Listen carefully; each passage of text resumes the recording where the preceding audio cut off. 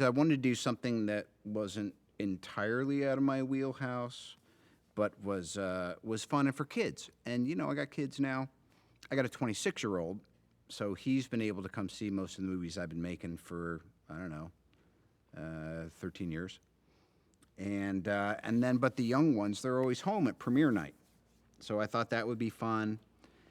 And honestly, there was something about just the gentle, sweet adventure and the idea of communication and empathy and all that stuff that wasn't, I hadn't really been out of the mire of intergalactic threats for a while. So I like the idea of a return to the kind of movie that I grew up watching when I was a kid. In the beginning of the movie, when we find Doolittle, he's in recluse mode.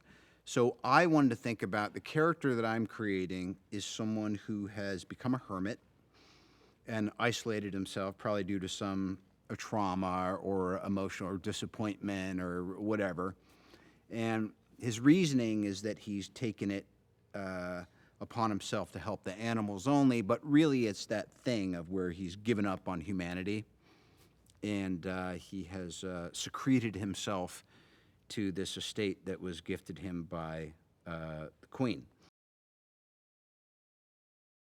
This local boy who probably also is developing the gift of being able to understand and eventually communicate with across species, genus, and phylum.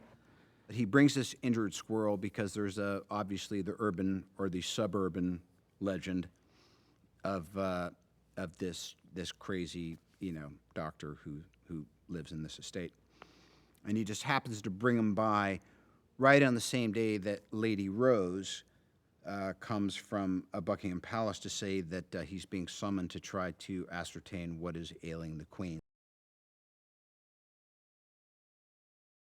It really does take this boy who is very game and very intuitive and doesn't have the best home life, but it's a bit of a stretch that you think he would have some amazing learning experience and adventure with this hermit.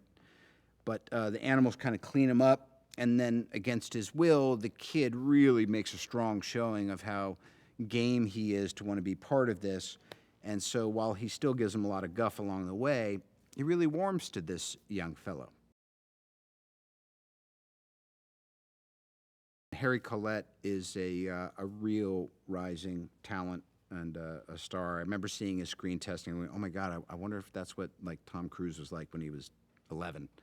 And but he's very much his own guy, and he's just a really capable kid. As far as the design goes, we would go into these sets, and with Dominic, the